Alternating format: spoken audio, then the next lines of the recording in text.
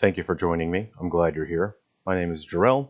Today we are going to take a look at Highguard. I will play the game on Steam here, but before we take a look at the game and perform an in-depth analysis on the gameplay mechanics, how fun is the game, what is unique about the game, what are the core identifying traits that make this a unique experience, I want to take a look at the characters here. So I've gone to GameRant.com, and I just want to take a look at the characters. Now, when it comes to hero shooters, which is the genre which this game occupies, the characters are so important.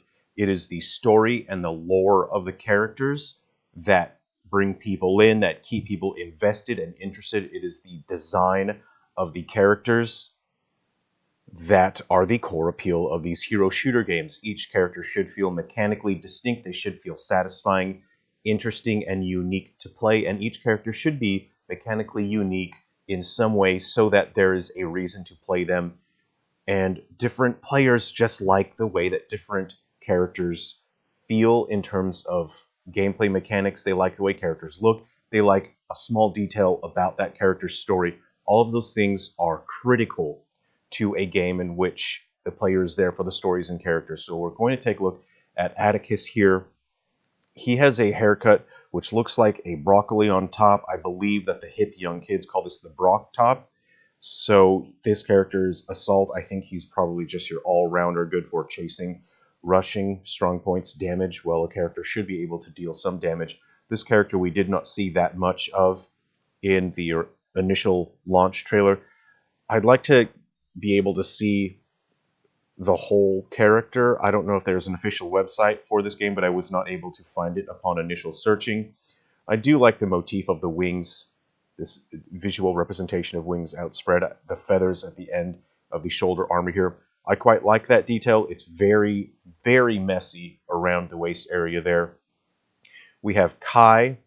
I saw a bit of this character in some trailer footage. I don't know if this is armor or a robot arm. It's all very confusing. I don't know if he has frostbite on his arms. That's not great, and he should get that looked at. I really dislike the garment, how it makes no sense that one side covers his body and then the other is just smaller for no reason. So I don't know if this is made specifically for him. It's bespoke because he has, I don't know if this is a robot shoulder. So it's confusing to look at. So that's Kai. We have Mara Jade, and this is a character that it's very plain. The color choices are very, very plain here. I've discussed this before. We do get more of a closer look at this character. I do like the red on the inside of the sleeve, though. Not particularly an interesting design to me.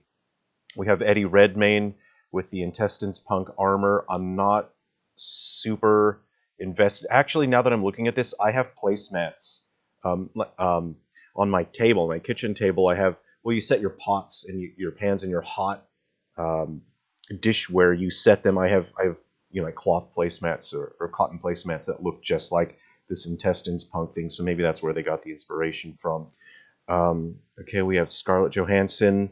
I've already discussed that character. We get a closer look at that. I do like the flow of the shoulder armor there. That's an okay detail, but the color choices are not. They're not.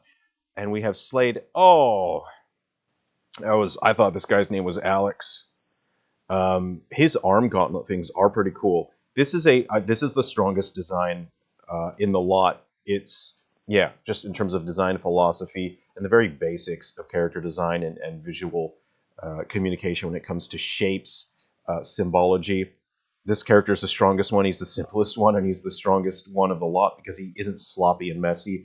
I think I've seen a little bit of video where his arms illuminate to some degree, like he has lava power. That's kind of neat.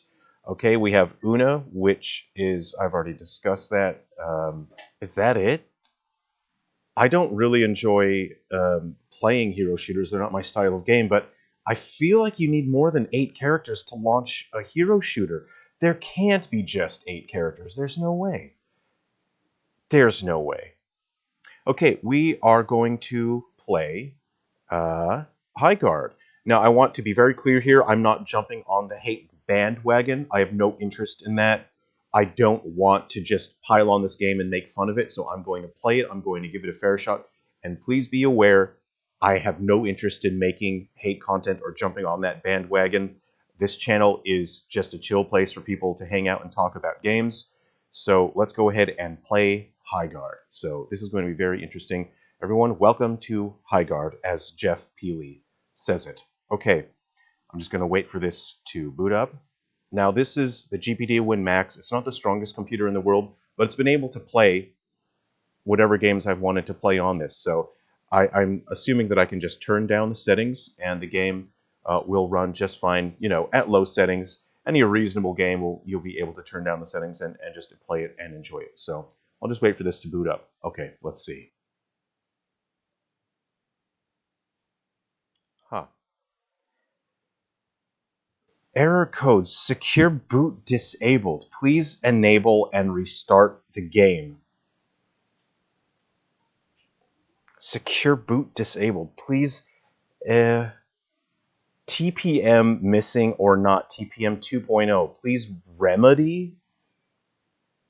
I've never had a game do this before. I've never had a game ask me for secure boot. I've never had a game ask me for TPM. Just, I don't, unable to launch with, okay. GPT Win Max, enable secure boot. No, guys, we are going to play Highguard. We're going to play it, okay? Scroll down the garbage response. I have to flash my firmware. I have to flash my firmware to play Highguard. I have to flash my computer's BIOS to play Highguard. And I'm not going to do that. Okay, I've got ranch hand work. I'm done playing Highguard. I'm going to get ready for my ranch hand work. So